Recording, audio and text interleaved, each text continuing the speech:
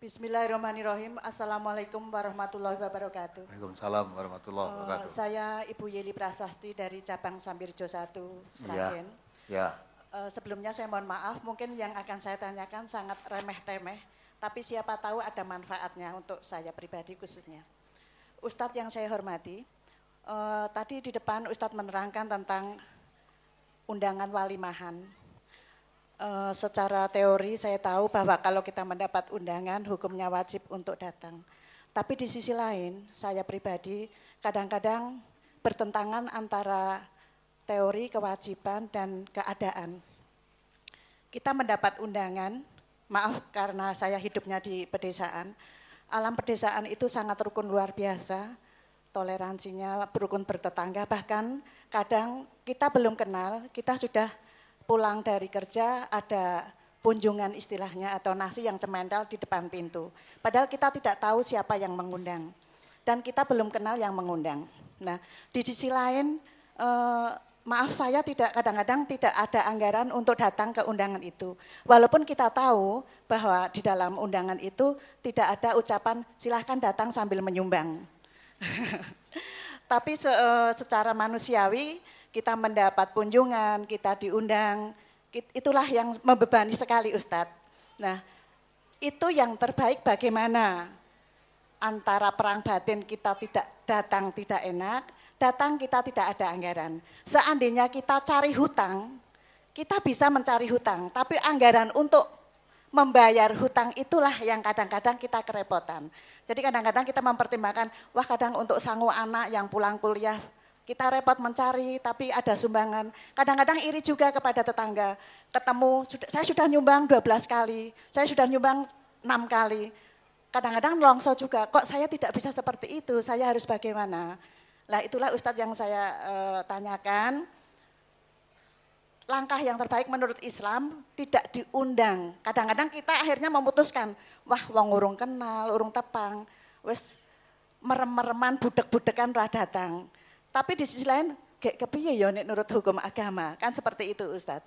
Terima kasih, wassalamualaikum warahmatullahi wabarakatuh. Waalaikumsalam warahmatullahi wabarakatuh. Sebenarnya kalau yang kamu ibu tanyakan menurut hukum agama, mudah jawabnya. Sudah katakan tadi, Allah itu mengatakan inna sholati wa nusuki wa mahyaya wa mamati inilah. Wa mahyaya di situ orang biasanya mengatakan hidupku. Dan yang masuk hidupku artinya aktivitas hidup termasuk sumbang menyumbang tadi kan aktivitas hidup. Menyumbang itu boleh apa tidak toh? Boleh. Ya. Kalau memang ada lebih daripada yang kamu gunakan untuk keperluanmu, boleh menyumbang. Jangan menumbang dengan cari hutangan. Ning nek orang nyumbang pekewuh. Ya. Pekewuh dengan siapa? Manusia. Jadi kamu beramal untuk manusia apa untuk Allah? Nah, kalau untuk manusia memang banyak pekewuh. Ya toh? Punya diundang. Nah, ora teko piye? Padahal undangannya tadi kamu ibu dah kata sendiri tidak dicantumkan suruh nyumbang. Kalau memang diundang untuk datang ya datang aja. Ya, datang sudah. Dah pulang ya pulang. Ya. Kan tidak ditanya, pulang salaman tak? Udah ditakon amplopnya urung, kan enggak gitu. Ya pulang, udah. Perkara dirasani, udah dengar aja kok. Dirasani wong sudah katakan tadi, orang hidup tuh di mana saja, lupute ngrasani ya memuji-muji. Maka orang yang enak itu melaksanakan tuntunan seperti apa yang dikatakan oleh Allah. Saya ada uang, saya bisa nyumbang, tak nyumbang meringankan kebutuhan itu. Kalau saya tidak ada, wong saya sendiri berat, masa harus meringankan orang lain dengan nyumbang harus hutang-hutang. Laksanakan itu. Nanti kalau sudah terbiasa enak menjalankan tuntunan agama itu wa ma ja'alallahu fid-dini min haraj. Allah tidak menjadikan agama untuk kamu itu suatu beban berat itu tidak. Tidak. Justru dengan agama itu menjadikan kamu bebas dari beban berat tadi.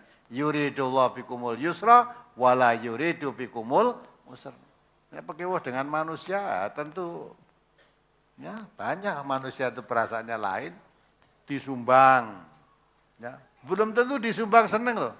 Wong sugih no tumpakane mobil nyumbange mung 20.000. Ya, nyumbang ya salah. Nek nyumbang mukeh 500.000 gitu. Wah, anu ki lomo banget wong sugih ning lomo nyumbange 500.000. Ya. Nah, lebih lomo lagi wah nyumbange 1 juta. Nah, terus besok diceloke KPK. Nah, maka yang lebih pantai itu laksanakan apa adanya, hidup wajar, jangan pekewuh dengan manusia. Aslinya walimah itu tidak ada sumbang menyumbang. Ya. Maka kalau diundang tidak datang dosa. Ya. Undangan walimah itu kalau diundang tidak datang tanpa alasan yang dibenarkan oleh agama, dosa. Maka harus datang diundang.